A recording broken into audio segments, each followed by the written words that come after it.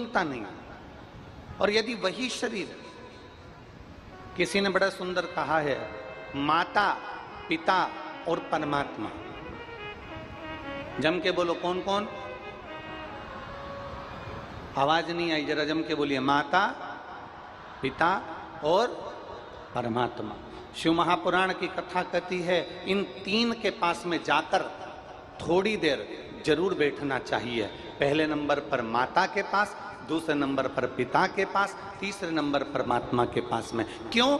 जब हम हमारी माँ के पास में जाकर बैठते हैं, दिन भर तुमने व्यापार क्या किया, दिन भर दुकान पर क्या किया, दिन भर नौकरी में क्या करा, आपके घर में अगर वृद्ध माता है उसके पास में जाकर थोड़ी देर बैठो, उसके पास बैठोगे, उसको समय दोगे तो एक ना एक तुम्हारा मुसीबत का हल तुम्हारी माँ अवश्य बताएगी। अपने पिता के पास जाकर बैठो। घर में बुजुर्ग पिता है, बाप अगर घर में है, पिता अगर घर में है, तुम कहीं से भी आओ, दिन भर कितने भी व्यस्त रहो, कितनी भी नौकरी में, कितने भी व्यापार में, कहीं पर भी व्यस्त रहिए, 2 क्षण अपने पिता के पास जाकर जरूर बैठो, वह आपको अपनी मुसीबत का हल जरूर बताएंगे। और तीसरे नंबर पर परमात्मा, जिस महादेव को आप चाहते हो, राम को, कृष्ण को, शिव को, दत्त को, तुम्हारी मर्जी पड़े तुम जिसको भजते हो, उस परमात्मा के करीब में 2 क्षण आकर जरूर बैठो।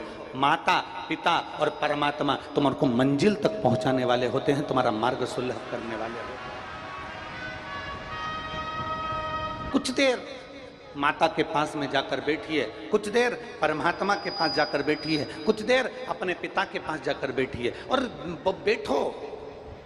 थोड़ा समय अपने बुजुर्ग माँ बाप को देने का प्रयास करो, थोड़ा समय परमात्मा को देने का प्रयास करो। हम ये नहीं कहते कि तुम दिन भर अपने माता के पास बैठे रहो, हम ये भी नहीं कहते कि तुम दिन भर अपने पिता के पास बैठे रहो, हम ये भी नहीं कहते कि तुम दिन भर परमात्मा के मंदिर में जाकर, शिवालय में, देवालय में, तीर्थ में जाकर बैठ जाओ। हम तो इतना कहते हैं कि अगर एक क्षण आदि में पुण्यात, अगर थोड़ी सी भी समय हमने हमारे माता पिता और परमात्मा को दिया है तो उस क्षण का सदुपयोग जरूर होगा और कुछ ना कुछ आपकी जिंदगी में अच्छा जरूर होगा। माता पिता परमात्मा कभी बुरा नहीं करते।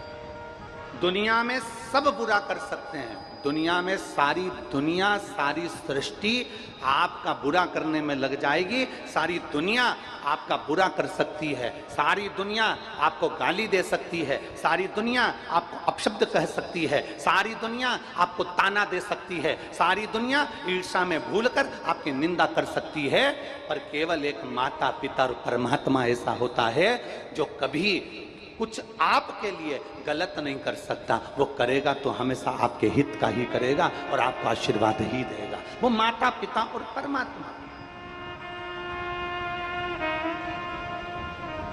2 क्षण जाओ उस परमात्मा के पास, 2 क्षण जाओ अपनी माता के पास, 2 क्षण जाओ अपने पिता के पास, थोड़ा बैठो, थोड़ा चर्चा करो, थोड़ी देर बैठा करो।